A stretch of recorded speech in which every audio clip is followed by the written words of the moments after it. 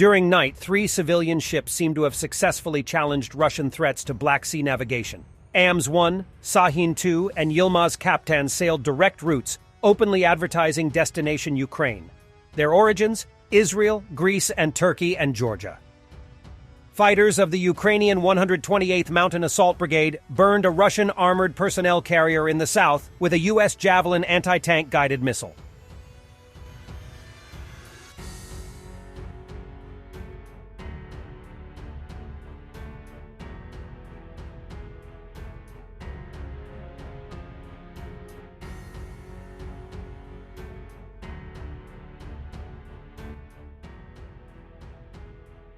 Ukrainian forces released a new video of cluster munitions, which are recently supplied by the U.S.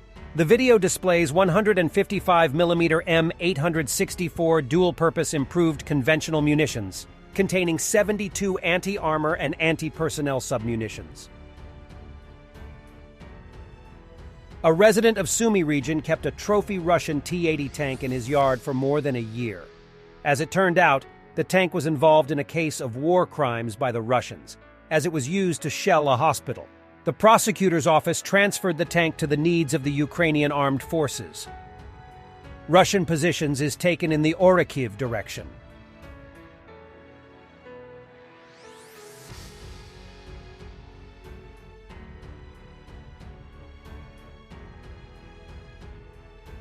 The Deep State Telegram channel says that Ukrainian forces have retaken terrain on the Svatova front after a Russian advance last week. Ukrainian forces advanced 2 to 3 kilometers and liberated 2 small settlements of Nadia and Novojehorivka, located 15 kilometers from the city of Svatova in Luhansk Oblast. Soldiers of the Wagner Group continue to equip the main military camp in the area of the village of Tsel, near Osipovichi in Belarus. The construction of the camp is taking place with the expectation of an increase in the number of personnel, as well as the possibility of their accommodation in any weather and climate conditions, from which it can be assumed that the main part of the musicians here is obviously not only flying to third countries.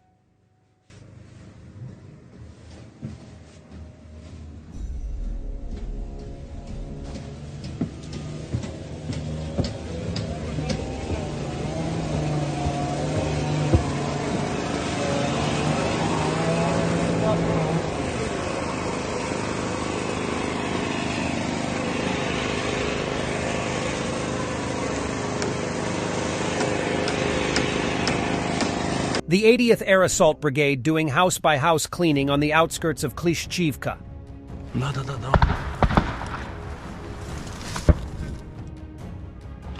Чуєш? А це не вертольот, случайно? Це вертушка. Прикинь? Похоже на вертольот. Диви, все алюмінієве.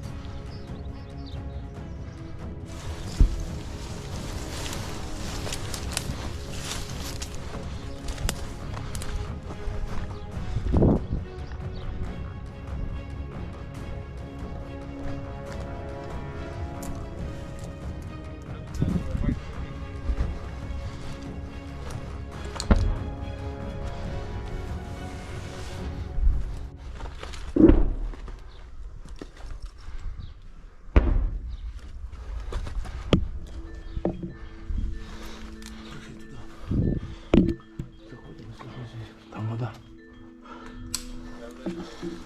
Залазим, Макс.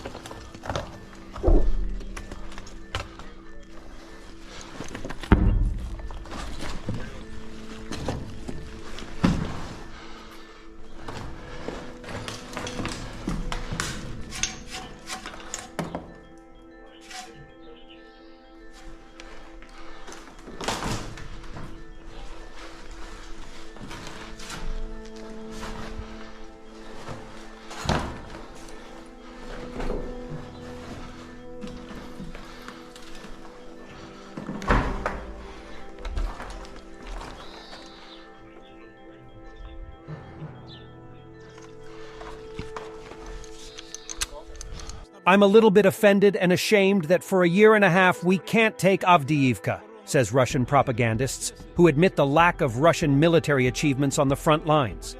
Что за награда у вас? Жень, вот я принес медаль за оборону Авдеевки. Эта медаль, что в прошлом году мне сын привез оттуда. Она номерная. Я просто хотел... Мне немножко обидно и даже стыдно, что вот эту Авдеевку мы 1,5 года не можем не то что взять, мы ее не можем окружить и блокировать, чтобы все пути снабжения там перекрыть. У нас в истории медаль за оборону Ленинграда, Одессы, Севастополя, Кавказа, Сталинграда, Северного Заполярья. Вот.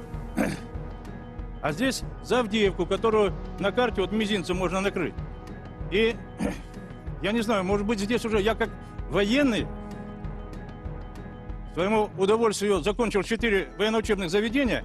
Я не понимаю, почему мы не можем это сделать. Или здесь уже какие-то экономические и политические вопросы встают на первый план.